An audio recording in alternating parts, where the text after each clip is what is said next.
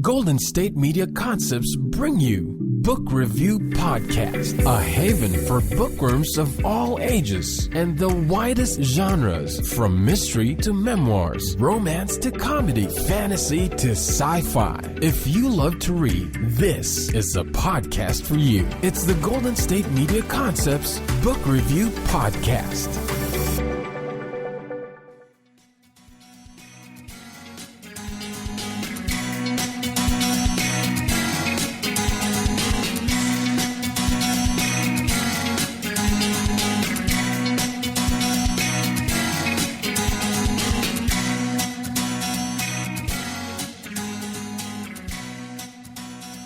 Hello and welcome to the GSMC Book Review Podcast, brought to you by the GSMC Podcast Network. I am your host, Sarah, and it is wonderful to be with you to talk about books.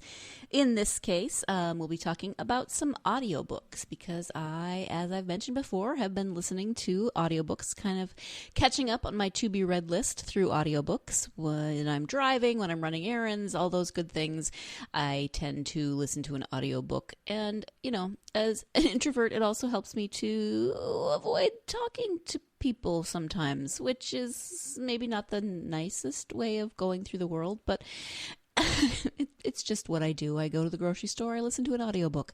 I drive to work, I listen to an audiobook. So, yeah, I've been listening to audiobooks for the 17th time. I've just said that word in the first 2 minutes of the show.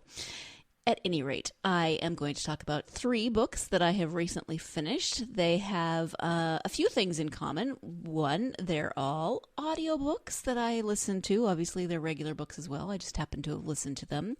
2, they all fall into the science fiction / fantasy genre.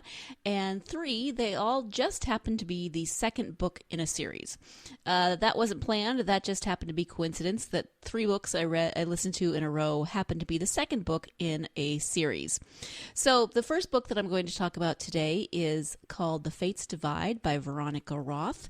You may have listened to the episode a while back where I talked about the first book in this series, Carve the Mark.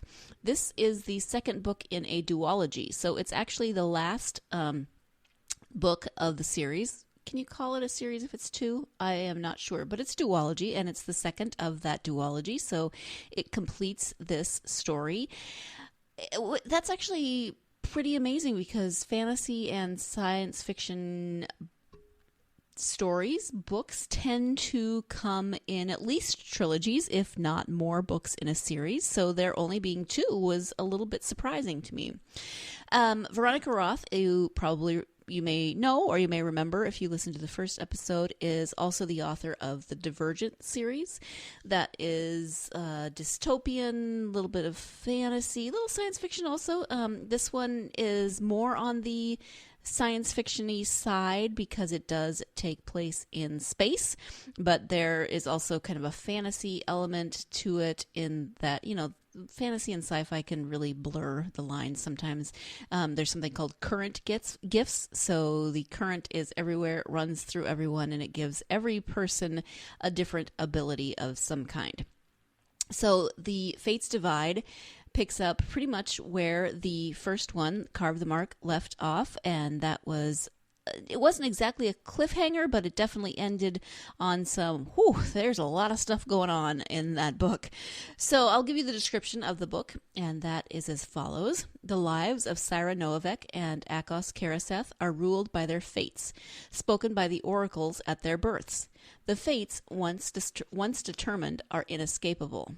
Akos is in love with Syra, in spite of his fate. He will die in service to Syra's family.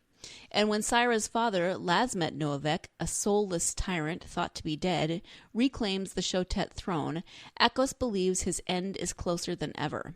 As Lasmet ignites a barbaric war, Syra and Akos are desperate to stop him at any cost.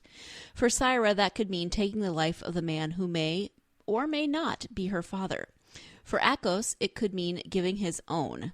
In a stunning twist, the two will discover how fate defines their lives in ways most unexpected. So that gives you a bit of a picture. Like I said, this takes place somewhere in the universe out there. There are 9 planets, basically, and then there's a bunch of, what do they call it? The Rim? The something. It's not the Rim. I think that's more Star Wars. At any rate, now I can't remember what it was, but kind of they're not represented. Border planets. Maybe they're not even planets. Maybe they're more like asteroids. At any rate, so you've got all the political things going on. You've got oracles who speak fates at the birth of certain people. Not everyone gets a fate. There are fated families, so chances are good if you are born into a fated family, you will have a fate, but it doesn't mean that you will necessarily have a fate, but you're more likely to. So everyone has current gifts, but not everyone has a fate. In the first book, then, Syra and Akos are brought together. It turns out that their current gifts kind of work together, and so they are thrown together. Akos is actually kidnapped and brought. They live on the same planet, but Akos is part of not the Shotet. The Shotet is Syra's people, and they are seen as kind of interlopers. They're not seen as an actual country, although they are fighting to claim that place as an actual country with representation and rights, etc. Akos is kidnapped and brought over. He's then, he's in service to Syra's family. He's actually in service to Syra. They fall in love in the first book. That tells you a lot about the first book, and yet also nothing at all about the first book. So in this second book, it picks right back up. It is, I really, really liked the first book, and I really liked this book as well, but I did like the first book better. This one felt, it's called The Fates Divide, and in some ways, everything kind of divides. Syra and Akos actually end up sort of going their own ways for part of the book, so they aren't working together. They're off in different directions, and while it made sense, it was also kind of frustrating for me as a reader because they, as often happens in young adult books, they weren't communicating, and they each thought that they were doing the right thing, etc. So there's kind of that division.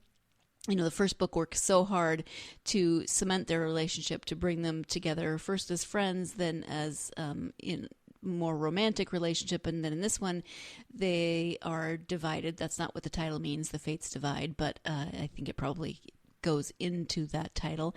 And also there is, in the first audiobook, which I also listened to, and I think this may have affected me a little bit. So the book is told from both Syra and Akos's perspectives. The book is written, Syra's is in first person, Akos's chapters are in third person. So in the audiobooks, there's a female narrator and a male narrator, which works great. In this book, she chose to add 2 more POVs, points of view, and that is Akos's brother and Akos's sister. So they each get their chapters. His sister gets more chapters, and it actually makes a lot of sense because she is important in ways in this whole in the whole political realm of this book. And again, I'm not going to go into it too much. And then Akos's brother is also important, but for a different way. And he only gets like 3 chapters. Maybe it's a few more than that, but he really doesn't get much. So that kind of threw me off because he only got a chapter here and there. So it felt very sporadic when we got his point of view. And while I understood it, and while it did help to further the plot, it was a little strange that we only got those snatches, those glimpses of his point of view, because he plays a fairly interesting kind of big role in the book, and especially from the way the first book ended. There's a certain role that he plays in this story going forward. So I still really enjoyed the story. I thought she wrapped it up well. I thought she tied up pretty much all the loose ends. I did enjoy the different POVs. I think I maybe enjoyed it a little more when it was just Syra and Akos in that first book, but I do understand mostly why she went with the with adding the 2 other POVs, because it did help to explain some of the things that would not have been explained if she hadn't included those, because Syra and Akos have kind of gone in different directions, and some of the other characters have gone in different directions. There's a lot going on politically. There's the possibility of war, as it said, with Syra's father returning, and he's trying to reclaim a throne that isn't recognized, etc. So lots of politics, lots of behind the scenes, lots of trying to overthrow evil tyrants, etc. So there's a lot of action. There is a little bit of romance with Syra and Akos. There's some great other representations. There's a same-sex couple, which I appreciated, and it's just presented as, oh, look, these two people love each other. How crazy is that? It doesn't feel gratuitous. It just is, like in life. So I really appreciated that perspective. I have to tell you, there was one place in there, and I can't even remember which female character it was referring to, but she was trying to do something and it wasn't going very well, but nevertheless, she persisted. Yes, Veronica Roth actually wrote that line into the book. Nevertheless, she persisted. And I said yes when I read that line. So good job, Veronica Roth. I loved that part. At any rate, The Fates Divide, as a series, a duology, I would definitely recommend it, especially if you liked Divergent. It's very, very different from Divergent. But if you like that writing style, if you liked Veronica Roth's writing style, if you liked the characters in that and now I'm blanking on the main character in Divergent, but if you liked their story, then you would definitely want to check out this duology. It's Carve the Mark and The Fates Divide. So we're going to take a quick break, and when we come back, we'll be talking about a Terry Brooks book that I just finished reading. So stay tuned. You're listening to the GSMC podcast, book review podcast, and I will be right back. Want to know the latest and hottest music hitting the airwaves? Don't be left out. Listen to the Golden State Media Concepts Music Podcast. Keith keeps you on the loop with everything you need to know from pop, rock, hip-hop, and the top 40. And we'll throw in news of your favorite artists, concert and tour dates, and so much more. Listen no further, because this is the gold standard in music podcast.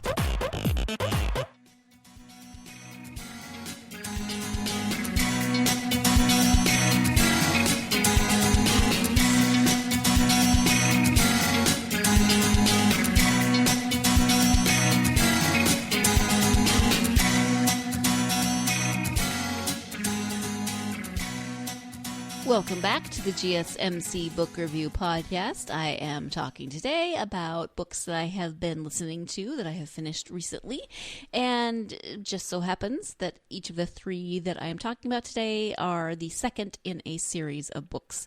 So this next one is The Skaar Invasion by Terry Brooks. It is the second in his Fall of Shannara series. I've talked about Terry Brooks on the podcast before. Been reading him since high school. Been loving him since high school. And the Shannara series really is this epic series that takes place over thousands of years from the first one, The Sword of Shannara, that came out in the 70s sometime, I believe. And now we have this that's called The Fall of Shannara. So I'm intrigued to see exactly how that's going to play out. So unlike the duology, this is the second in a 4-part series. So we still have 2 more books to go. And this is another example of the land in the Shannara series. It's the 4 lands. There are other, that's what the continent is called, and that is the continent of North America-ish. So this is way, way, way, way, way, way in the future, because it's been thousands of years since the series started, and that was in the future.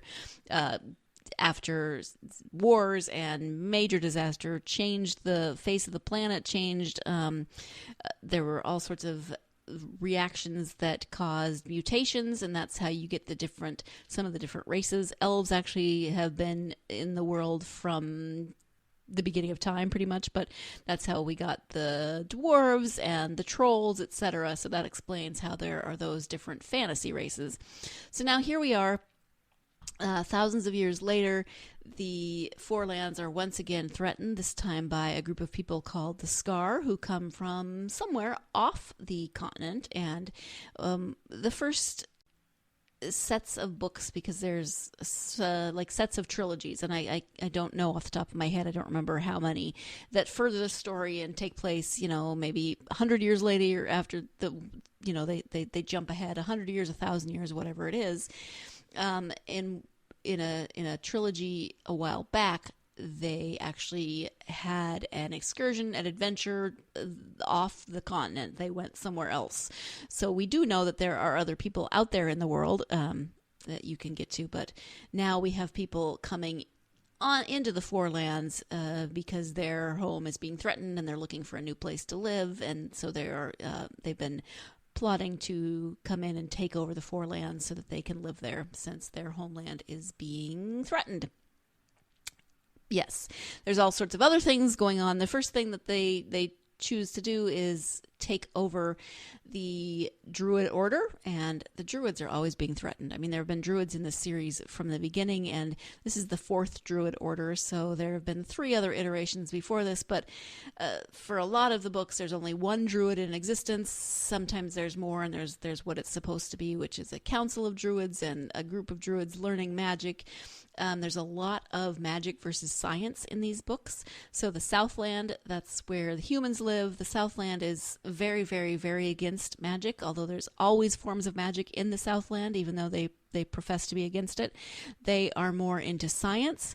The rest of the Forelands are a lot more leery of science because they see science as having destroyed the old world before the Great Wars.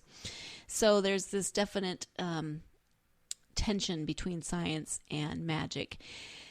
So the 4th Druid Order, at the end of the first book, is actually invaded and attacked. And you know what? I just realized that I did not read you the description of this book. I've just been yammering on. Let me give you that, so maybe it will explain it better than I am explaining. It says, the Forelands are under siege. Wielding a magical ability virtually impossible to combat, mysterious invaders defeat the most fearsome troll armies, then focus their savagery on the Druid Order, and all hope seems lost. Eventually, the invaders reveal a more human face, but understanding their motives in no way mitigates the brutality of their actions. Dar Lee, once the High Druid's blade, has crossed paths and swords with their ruthless leader before. So he knows that if any hope exists, it rests in the hands of the Druid Drisker Ark, now trapped inside vanished Paranor. As Drisker races to find the ancient knowledge that could free him, Dar goes in search of Tarsha Kanan, the young woman blessed with the powerful gift of the Wish Song, whose magic could draw Drisker back into the world of the living. But little do they know that what appeared to be a formidable invading force may only be the forerunner of a much larger army, one intent on nothing less than total conquest. That gives you a little bit more of a description of the Skaar invasion. The Skaar are the formidable people invading with the magic that makes them very difficult to defeat. One thing that I've said before when I talk about Terry Brooks that I love about this series is that there are certain elements that are almost always present in the books. The Druids are always present in some variation. There's almost always a Lee character that going back to the beginning. It used to be the Olmsford family had the gift of the Wish Song, and that started with Shay Olmsford in the first book and then moved through. Eventually, they intermarried with the Lees, and so then you had some of the Lees with the Wish Song, and then it, as families, of course, it's been thousands of years, as family trees sprout many, many, many different branches. So now we have Tarsha Kanan, who has the Wish Song, but she has the wrong last name. It's very strange for me not to have an Olmsford, even though there haven't been Olmsfords for the last couple of series. I have been feeling a little not quite dissatisfied, maybe slightly dissatisfied with the Shannara books the last little while. I still love them. I still like the fact that there's so many elements that are familiar and that keep building on each other. And so as you read through this, then the world just gets more detailed and more rich and colorful, and you get these characters that you grow to love, and then they might not be in the next one, but some of their relations are in the next one. And there's, especially in this one, because it is called The Fall of Shannara, there's a lot of reference to the other stories, which I am enjoying, all of that kind of tying together of those various strings. What I realized in reading this one is the source of my dissatisfaction. At the beginning, in the first, especially in the first trilogy, and then moving forward from there, there was always, the big threat that was threatening the Four Lands, usually magical, and then it was your typical hero's journey where someone kind of unexpected is called upon to go and fight the big bad, as they would say in Buffy, fight this usually magical force that was threatening the Four Lands. They had to figure out what seemed like an impossible task and make it work, and you brought in all these different characters who had a role to play in that. And there's still that to a certain extent, but it's gotten a lot more what feels like political to me as the series has gone on, and you keep going through these different stories. So there's still a threat, like here, there's still this threat of the Skaar invasion, and the Skaars do have magic, but it's not kind of like that, good versus evil. And excuse that noise, I'm sorry, I just bumped the mic.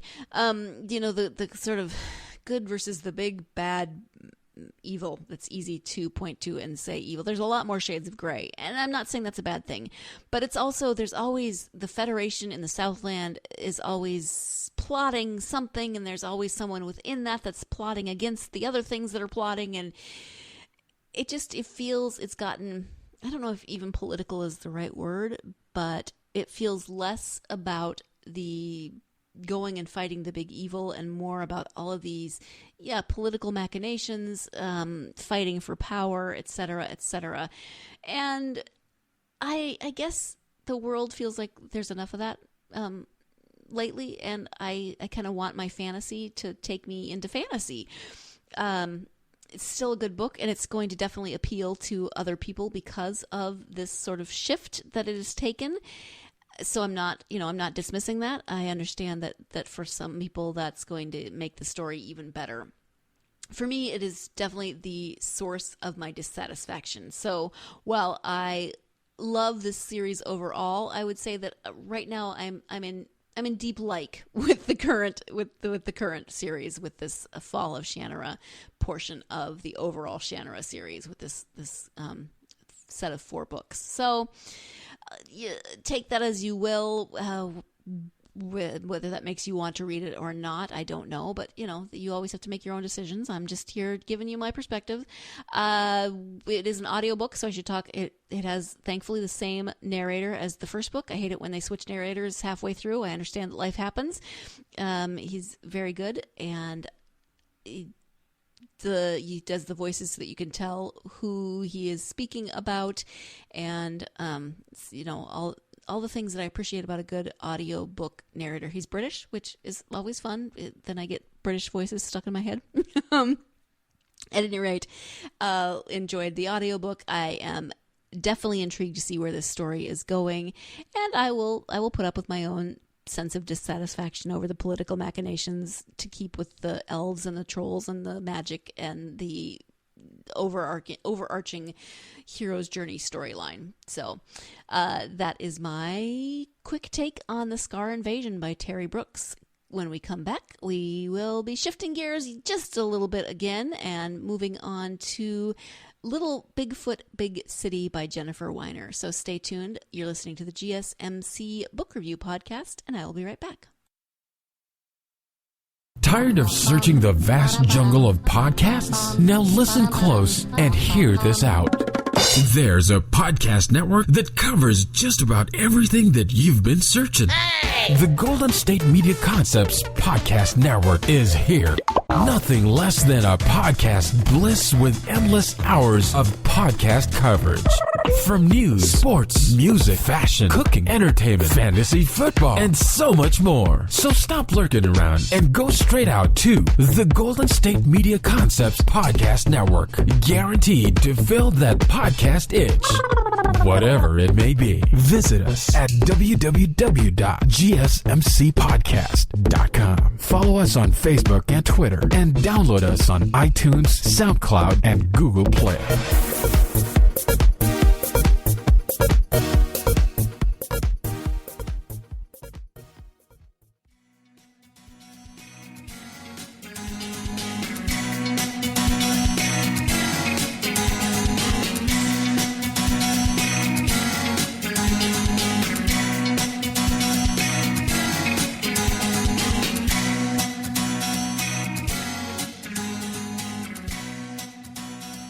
Welcome back to the GSMC Book Review Podcast, talking today about audiobooks that I have finished recently. All of them are the second books in a series. As I mentioned before the break, I am moving on now to talking about Little Bigfoot, Big City by Jennifer Weiner. I always have to think about the title just to make sure I get the correct number of bigs in there. So I reviewed the first one, which was called The Littlest Bigfoot, a while ago, over a year ago. This one, the second one, I think actually came out in October, so I am really behind on catching up with it, even though I really liked the first one and I was looking forward to the second one, just hadn't quite gotten around to it. So I was very happy to be able to read or to listen to this one.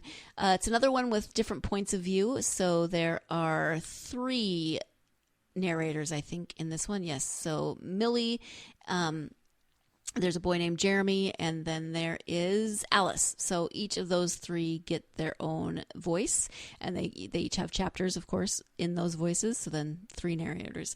So let me give you the description. 12-year-old Alice Mayfair has a secret. She's not human.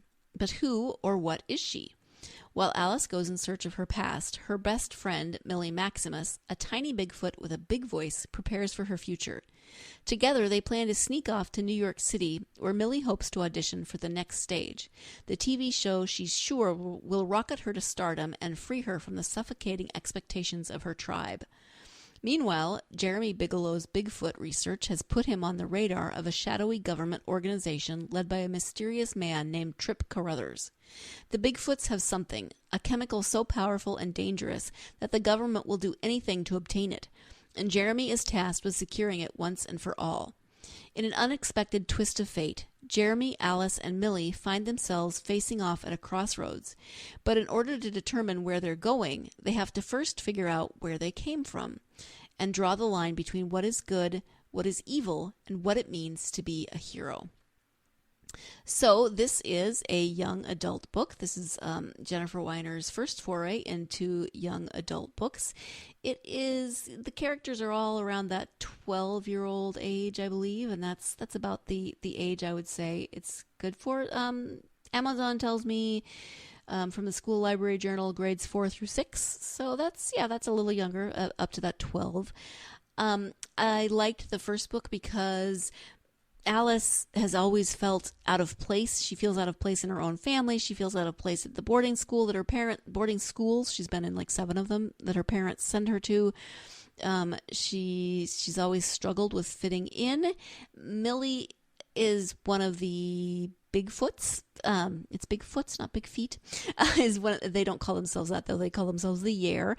Millie is a Yare, but she's a teeny tiny little Yare. She's tiny compared to all of the rest of those around her. She has different colored fur, and she really, really, really wants to be a no-fur or go out into the no-fur world and find out what it's all about. So you have both of these young girls who don't feel like they quite fit in the world that they've been put in, really would love. I mean, Alice, when she discovers the Yare, would love to just go live with them and be a Yare. Millie wants to go and sing on this show called The Next Stage. She wants to go into the no-fur world and find out what that's like. And so, there's definitely that dynamic. Jeremy also feels like he doesn't fit in. He doesn't feel like he fits in with his family, where his brothers are prodigies of some sort in various ways. And he kind of feels ignored by his parents because of that. He's the youngest, so he doesn't fit in, but he gets drawn into this search for Bigfoots, finds a friend who's also interested in it. So what I love about this is that there's your characters that feel like misfits. They feel like they don't quite fit in. And as someone who has definitely gone through that in my own life, I always appreciate seeing that and seeing people find their own tribes. No pun intended, since years are tribes. But seeing how characters are able to find their own family, figure out the dynamics of their biological family maybe, and just figure out. This second book, I believe it will be a trilogy. I don't know when the next one will come out. When I was looking on Jennifer Weiner's website, I didn't see anything about a possible release date. I might have missed it. But this is definitely kind of one of those, if it's a trilogy, then it makes perfect sense. This is definitely a turning point book. So a lot of things shift in this book and get you ready. In the first book, everything's kind of being set up and you're being introduced to the characters. In this book, you then know the characters and there's a bunch of shifts. Like it said in the description, Alice is not human. She finds that out at the very end of the last book. So she is thrilled. She's hoping that maybe that means that she is Yer and that's why she doesn't fit in with her family. So she goes on a quest to figure that out. As that happens, and as Millie is going on this show, then they found each other in the first book and they became friends and really became kind of ports in their own storms, the storms of their lives through that friendship, because they did both feel misunderstood and lonely, and so they found each other. They drift apart a little bit in this book. Millie is really focusing on that audition, trying to figure out how to do that so she can get on. You have to send in a video, and so she's trying to figure out how to make it so that you can't actually see that she's a furry little Bigfoot. Alice is trying to figure out her family, but she also really feels like she's lost Millie in some ways as the book progresses. So they have to figure all of that out and navigate. Being a 12-year-old girl is hard enough. Being a 12-year-old girl, navigating friendships can be really hard. And as adults, we're always not great at communicating our feelings and what's going on. As 12-year-old adolescents who have so many thoughts and hormones and craziness coursing through their bodies, makes it hard to figure some of those things out. So definitely coming of age stories happening here, and both girls are growing and maturing and learning to navigate the world in new ways. Jeremy is also growing, and then this book brings the three of them together in a couple of different ways. So instead of two different stories, because it was in the first book mostly Millie and Alice who have their own stories, but they're friends, and then Jeremy who's trying to find the Bigfoot tribes. They're kind of interacting a little bit more in this book and realizing that they have more in common than maybe they thought in the first place. I really am excited to find out what happens in this trilogy. I love the characters. I've always enjoyed Jennifer Weiner's writing. I've read a lot of her adult novels. Now I'm loving that she is creating this world for young adults, and for young adults to really hopefully see themselves in this world through the eyes of Alice or Millie or Jeremy. So if you have young people in your family, that you should definitely encourage them to read this if they're interested in kind of fantasy books or coming of age books or books about friendship. Yeah, I would definitely, and even, it says 4 to 6, but I'm obviously not in either 4th, 5th, or 6th grade, and I still liked it. So you can just make your own determination on what age group you want to read this book. Do some research, read the book jacket, read the dust jacket, read some reviews, do all of those things. Don't just take my word for it. Now I'm channeling Reading Rainbow. You don't have to take my word for it. Thank you, LeVar Burton. I'm going to wrap this up. So thank you so much for joining me for this episode of the GSMC Book Review Podcast. Hopefully you will join me again next week. I'm going to be talking about some mysteries and crime novels that I have been reading. So looking forward to that. Join me for that episode. In the meantime, have a wonderful week and go out there and get yourself lost in a good book. Thank you. You've been listening to the Golden State Media Concepts Book Review Podcast. part of the Golden State Media Concepts Podcast Network. You can find this show and others like it at www.gsmcpodcast.com. Download our podcast on iTunes, Stitcher, SoundCloud, and Google Play. Just type in GSMC to find all the shows from the Golden State Media Concepts Podcast Network. From movies to music, from sports to entertainment, and even weird news. You can also follow us on Twitter and on Facebook. Thank you, and we hope you have enjoyed today's program.